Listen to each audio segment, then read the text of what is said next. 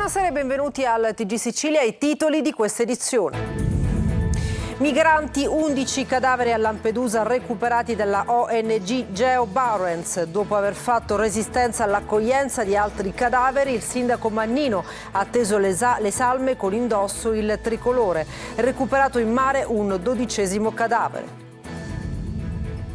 Incidente sul lavoro a Palermo, un operaio di 54 anni è rimasto schiacciato da un autocompattatore mentre era al lavoro nella zona di Mondello. Gravissime le sue condizioni. Il mezzo lo ha investito mentre faceva retromarcia. La Sicilia eleggerà tra oggi e domani 8 parlamentari europei. Si vota anche per le amministrative a Caltanissetta e in altri 36 comuni. Scongiurato il caos scrutatori del 2022. Un presidente di seggio dice: paga scarsissima, lavoriamo come se fosse un servizio civile. Vandalizzato a Trapani il murale dedicato a Falcone Borsellino con la scritta in vernice Cosa Nostra. Gli organizzatori si ripromettono di ripulirlo mentre il comune pensa all'installazione di una videosorveglianza. Agrigento sprofonda nella crisi idrica, adesso pure le autobotti sono senza acqua, mentre Scipione spinge il caldo fino a 40 gradi. Migliaia di cittadini esasperati, sempre più in difficoltà malati, persone fragili e famiglie numerose. A Catania una lite tra amanti finisce nel sangue. Un 41enne accoltella l'ex marito della compagna ed è stato arrestato per tentato omicidio.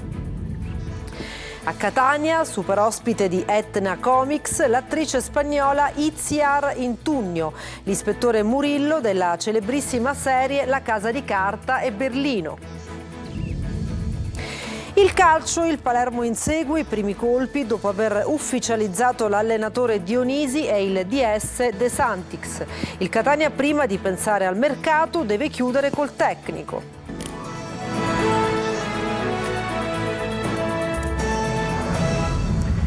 Giunti a Lampedusa gli 11 cadaveri dei migranti recuperati dalla ONG Geo Barents. Dopo aver fatto resistenza all'accoglienza di altri cadaveri, il sindaco Mannino ha atteso le salme con indosso il tricolore.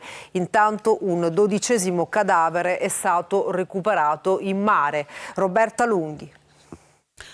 Non una vita migliore, ma ad attendere gli 11 migranti morti nel Mediterraneo addirittura un balletto a suon di dichiarazioni per il luogo di trasbordo come cadaveri. Gli 11 corpi senza vita di migranti localizzati in area SAR libica da Seabird e trasbordati dalla nave ONG Geo Barents su una motovedetta della Guardia Costiera sono giunti a Molo Favarolo di Lampedusa. Il sindaco Mannino, che aveva dissentito sulla decisione dello sbarco dei feretri sull'isola: sono stanco di dover ricordare, aveva detto che noi abbiamo i problemi di una terra di frontiera. È rimasto però in piedi sul molo con indosso la fascia tricolore ad accogliere l'arrivo delle salme. Nel giorno in cui scegliamo i nostri rappresentanti per l'Europa sono venuto qui al molo, ha detto Filippo Mannino, per ricordare che è sempre Lampedusa con i suoi abitanti e con le forze preposte al soccorso e all'accoglienza a dare dignità di esseri umani a queste persone. Alle 11 vittime se ne aggiunge un'altra, un 12° cadavere infatti è stato individuato e poi recuperato dal velivolo di Sea-Watch nella stessa area dove ieri ha segnalato la presenza in acqua degli 11 morti. Non sappiamo se tutte le salme recuperate da Geo Barents di Medici Senza Frontiere siano quelle che avevamo segnalato ieri, dicono da Sea-Watch. Ci troviamo con ogni probabilità di fronte a un grave naufragio. Corpi che erano in mare da probabilmente molti giorni e che sono vittime di un naufragio di cui non si sa assolutamente nulla. Il labile confine tra la vita e la morte nel Mediterraneo centrale è così evidente, così come ieri mentre recuperavamo i corpi in alto stato di decomposizione di queste persone, tra cui anche alcune donne, nel frattempo un altro dei gommoni della Geo Barents stava effettuando il salvataggio di un barchino in difficoltà. Intanto a Lampedusa continuano gli sbarchi. All'hotspot di Contrada Imbriacola ci sono al momento quasi 600 migranti, mentre il bel tempo e le condizioni meteo favorevoli sono evidente presagio di nuovi possibili presenze. Ancora un incidente sul lavoro a Palermo, un operaio è gravissimo e un secondo è rimasto ferito all'interno di una struttura di raccolta rifiuti differenziati della RAP, l'azienda del comune che si occupa di ambiente. Maglio Viola. Un operaio in condizioni gravissime ed un secondo ferito ad una spalla. È il bilancio di un nuovo incidente sul lavoro avvenuto a Palermo. È accaduto dentro uno dei centri comunali di conferimento e raccolta dei rifiuti della RAP, l'azienda controllata dal comune che si occupa proprio di ambiente. Un operaio, Felice Manno, dei 54 anni, si trova adesso ricoverato in gravi condizioni al Trauma Center di Villa Sofia, dopo essere rimasto schiacciato fra due cassoni e un prefabbricato all'interno della struttura. La ricostruzione dell'incidente è ancora parziale e dovrà essere confermata. Secondo i primi rilievi, Manno stava effettuando alcune manovre per agganciare un cassone scarrabile a un mezzo che doveva trasportarlo. Per causa in via di accertamento il cassone si è sganciato e lo ha schiacciato tra un altro cassone e la costruzione alle spalle. Un collega si sarebbe accorto di quello che stava per succedere e avrebbe tentato di intervenire, ma senza riuscire ad evitare l'incidente. Nel tentativo di aiutare il collega, il secondo uomo è rimasto a sua volta ferito ad una spalla. Manno è stato subito soccorso e trasportato in codice rosso in ospedale, dove ora si trova ricoverato in condizioni definite gravissime. Siamo in costante contatto con i sanitari per seguire l'evoluzione del quadro clinico, dice il presidente di RAP Giuseppe Todaro. Ho chiesto una relazione dettagliata per ricostruire quanto accaduto e scongiurare altri episodi del genere in futuro. Urne aperte in Sicilia, come in tutta l'Italia, si vota per le europee fino alle 23 di oggi e domani dalle 7 alle 23, ma ci sono anche 37 comuni nella nostra regione chiamati a eleggere gli amministratori, un solo capoluogo di provincia coinvolto. Caltanissetta, sentiamo. Siciliani chiamati alle urne oggi e domani per eleggere gli 8 membri del Parlamento europeo che spettano al collegio 5 italiano, ovvero alla circoscrizione Isole che comprende Sicilia e Sardegna, ma in 37 comuni dell'isola le schede che verranno consegnate all'elettore sono 2, visto che si vota anche per eleggere i sindaci e rinnovare i consigli comunali. Si tratta di elezioni anomale perché si vota sabato e domenica e non, come di consueto avviene, domenica e lunedì. Subito dopo la chiusura inizierà lo scrutinio delle schede per le elezioni europee. La legge prevede che questo scrutinio avvenga contemporaneamente in tutti i paesi UE. In alcuni paesi si è iniziato a votare già giovedì 6 giugno. Chi ha terminato le operazioni di voto ha nel frattempo sigillato le urne e le aprirà alle 23 di domenica 9 giugno. Per quanto riguarda le amministrative, al voto ci sono 37 comuni. Si tratta di un solo capoluogo di provincia, Caltanissetta. I comuni di maggiore entità e dimensioni dove si voterà con il sistema proporzionale sono poi altri 7, ovvero Gela nel Nisseno, Aci Castello nel Catanese, Pachino nel Siracusano, Castelvetrano e Mazzara del Vallo nel Trapanese, Bagheria e Monreale per la provincia di Palermo. Tutti gli altri, fra cui tutti i comuni della provincia di Messina, voteranno con il sistema maggioritario. Lo scrutinio per le amministrative inizierà invece alle 14 di lunedì 10 giugno. L'eventuale turno di ballottaggio, sempre per le amministrative, si terrà domenica 23 e lunedì 24 giugno. L'elettore dovrà presentarsi al seggio munito di un documento di identità in corso di validità e della scheda elettorale. Chi non trovasse più la scheda elettorale o non ne fosse comunque munito potrà recarsi agli uffici comunali per chiederne un duplicato. Gli stessi uffici resteranno aperti durante tutti gli orari delle operazioni di voto. E manca ancora qualche scrutatore, ma a Palermo il voto è iniziato regolarmente, tante le rinunce da parte di scrutatori e presidenti di seggio, ma per fortuna è stato scongiurato il caos del 2022. Un presidente di seggio dice: paga scarsissima, lavoriamo come se fosse un servizio civile. Sentiamo.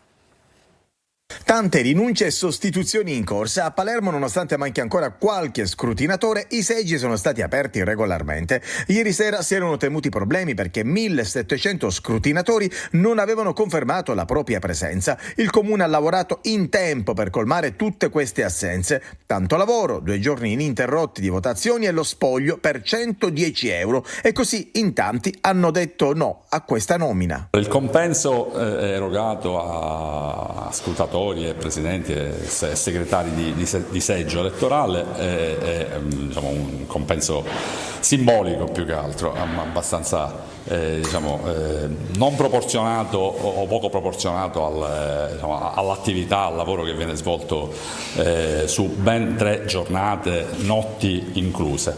Per quanto mi riguarda, io svolgo questo servizio come una sorta di servizio civile.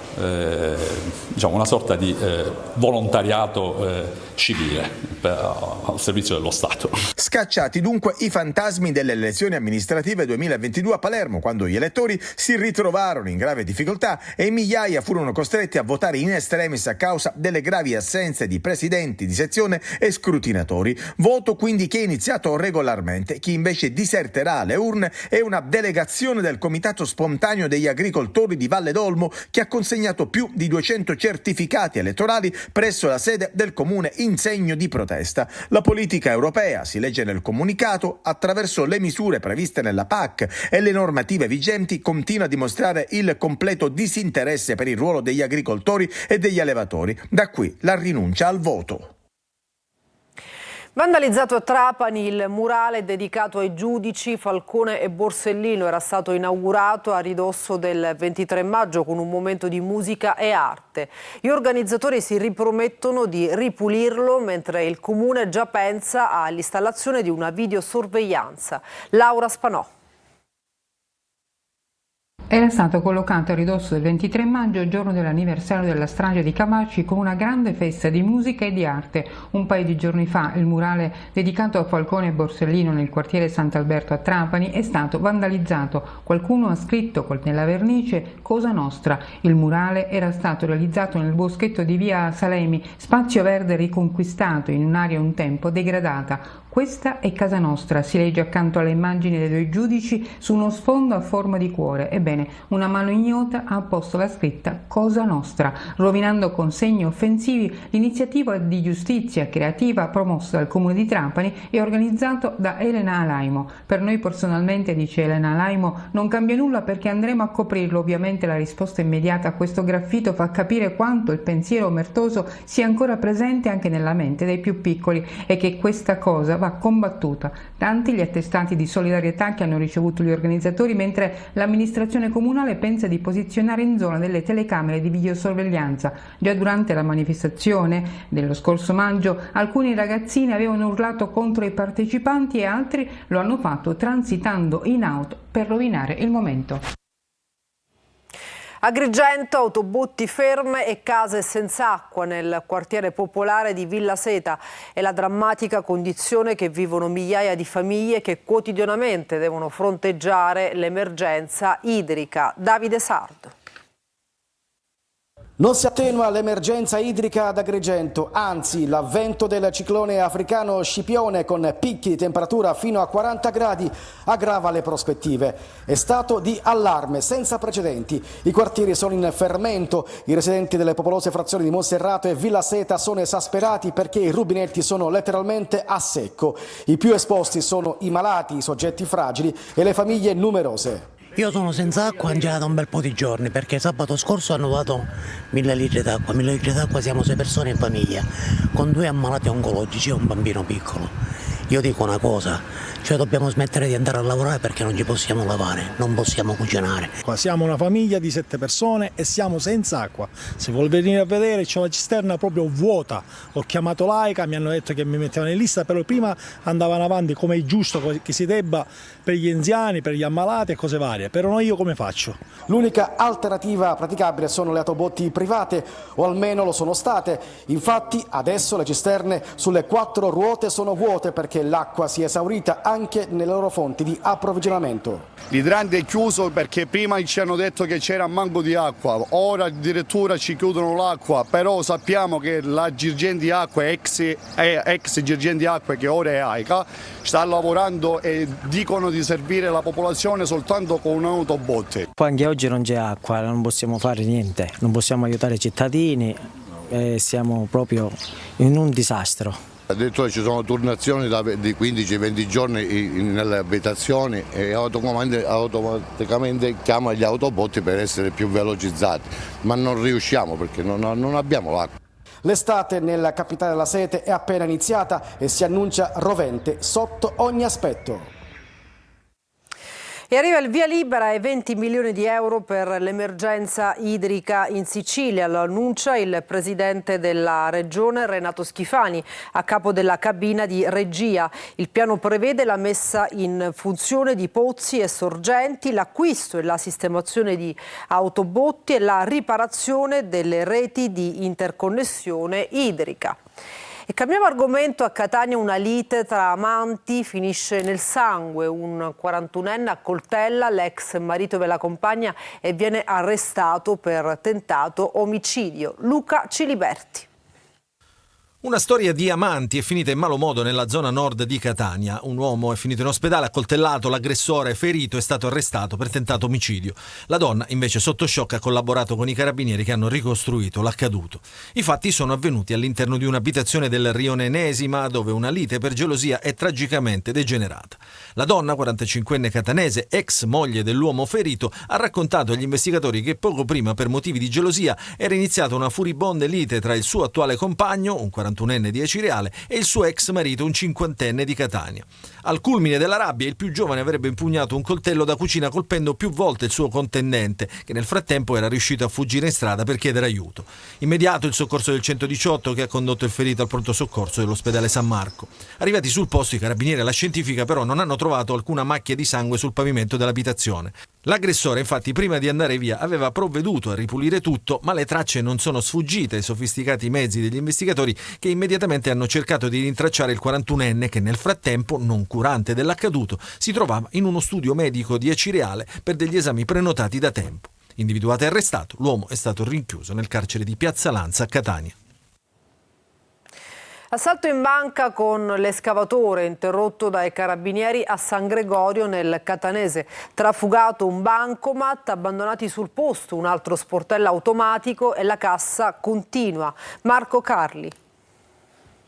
Assalto alla banca con l'escavatore, ingombrante, pesante ma potente, che riesce con un solo colpo a scardinare bancomat, casse continue o ATM. È successo a San Gregorio nel Catanese. Queste sono le condizioni del posto dove c'è stato il tentativo di colpo, andato a segno solo in parte per merito dei carabinieri. I fatti sono della notte scorsa. L'istituto bancario che vedete nelle immagini si trova in Corso Europa. I ladri, utilizzando appunto un escavatore rubato in zona, hanno divelto l'ingresso dell'istituto di credito e hanno tentato di portare via 2 bancomat e una cassa continua. L'allarme è scattato, non si sa ancora se da parte di un passante oppure dei sistemi interni alla banca. Praticamente immediato l'intervento dei carabinieri del nucleo radiomobile di Gravina di Catania e di quelli della stazione di San Gregorio, che hanno interrotto il colpo. Al loro arrivo i malviventi sono fuggiti, riuscendo però a trafugare uno dei 2 bancomat, lasciando a terra sia la cassa continua che l'altro bancomat. Di seguito l'intervento dei militari dell'Arma della sezione investigazioni scientifiche del Comando Provinciale dei Carabinieri di Catania per i rilievi tecnici e per verificare l'eventuale presenza di impronte digitali che, insieme alle immagini delle telecamere di videosorveglianza, possono portare all'individuazione dei responsabili di un colpo con l'escavatore che, insieme a quelli in cui vengono usati altri mezzi come il Bobcat, nel Catanese sta diventando ormai abbastanza frequente. Insomma, i lupin di un tempo non esistono più, niente astuzie, ma si va per le vie brevi, un colpo di ruspa e il bancomat viene trascinato via. E allarme sicurezza anche a Palermo, dove ogni giorno la città si sveglia con vetrine spaccate a colpi di mazza o con auto rubate lanciate come arieti. Ed è la polemica sull'investimento fatto col PON Sicurezza per dotare la città di telecamere avanzate. Sono 50 quelle già operative, ne arriveranno altre. Maglio Viola. Auto rubate usate come un ariete contro le vetrine dei negozi in centro città. Altre vetrine spaccate a colpi di mazza poco distante. Il giorno precedente rapini a supermercati e farmacie dal centro alla periferia sud. Il tutto condito da risse per motivi di circolazione stradale, ma anche legati a incontri, o meglio scontri, fra i più facinorosi dei frequentatori della movida. E allarme sicurezza a Palermo, soprattutto nel centro storico. La criminalità sembra padrona. Ieri 2 auto rubate usate per sfondare le vetrine di Giglio Piccolo, una griffe della città, in un negozio praticamente in Piazza Croci nel Salotto Buono, poco dopo sono state ritrovate allo Zen bruciate. Poco distante, in una traversa di via Libertà, ammazzate alla vetrina del ristorante Tritalo. Il giorno prima sfondate anche le vetrine del ristorante Namamma. Un'escalation che ha portato i commercianti a fare scelte che non ti aspetti. Lasciano sempre qualcosa da rubare nella cassa, ci racconta un commerciante del centro che vuole rimanere anonimo. Meglio farsi rubare 300 o 400 euro che farsi distruggere il negozio, oltre il già grave danno alle vetrine. Sì, perché i ladri, se non trovano denaro o valori facili da smerciare, distruggono tutto. E sui controlli è polemica. A Palermo, che è una città interconnessa con oltre 50 telecamere che controllano tutti gli angoli, c'è chi sostiene che la control room è un flop. Una polemica spenta subito dal comandante della polizia municipale. Il sistema non arranca, funziona perfettamente, dice Angelo Coluccello. Sarà implementato, ma è già uno strumento di controllo avanzato. Resta l'amarezza e il danno rispetto alla superficialità con cui qualcuno, facendo tanta confusione, ha voluto far intendere che il controllo del territorio si fa con le telecamere dei vigili urbani, quando invece il controllo coordinato dalla prefettura è frutto di un eccezionale lavoro di analisi e pianificazione che funziona. Dalla Spagna a Catania, Itziar Intuno tra i protagonisti della serie La Casa di Carta e Berlino. Arriva in Sicilia per incontrare i suoi fan. L'attrice oggi è la super ospite di Etna Comics, Emanuela Corsi. Se il professore dice che sono una di voi è perché lo sono. Dalla Spagna a Catania per incontrare i fan delle serie TV cult che l'hanno resa celebre in tutto il mondo. Lei è Itziar Ituño, l'attrice spagnola interprete dell'ispettore Raquel Murillo nella Casa di Carta e di Lisbona nello spin-off e prequel Berlino. Dov'è il professore? Non so dov'è il professore. Diglielo, sto arrivando. Itziar, super ospite della terza giornata di Etna Comics 2024, ha incontrato i suoi fan raccontando la sua esperienza sui set delle 2 serie TV dedicate al gruppo di ladri più famosi del pianeta. Me gusta il personaggio perché è un personaggio che ha saputo attraversare tutti gli scenari possibili nella serie, è stata l'ispettrice di polizia, ha fatto parte della banda, ha fatto parte della politica, quindi è stato l'unico che ha fatto questa parabola completa di scenari. Per quanto riguarda il futuro della Casa di Carta, l'attrice ci dice che non sa se verrà realizzata una nuova serie, anche se crede che potrà esserci la possibilità, magari più in là nel tempo. Lo intenten, no lo sé porque ha tenido mucho éxito y yo creo que existe la possibilità bastante más adelante.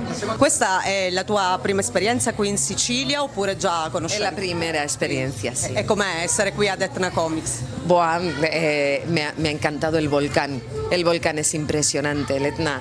Ayer pudimos ver un poquito Catania. Ieri abbiamo avuto la possibilità di visitare un po' Catania, il centro, abbiamo visitato il castello Ursino, sottinteso. Quello che ci ha colpito tantissimo di Catania è che è una città giovane, piena di vita, chiaramente il cibo è buonissimo, siamo andati a cena, abbiamo potuto gustare varie pietanze e quello che ci rimane è la voglia chiaramente di tornare qua. Adesso una pausa, torniamo tra poco con la pagina sportiva.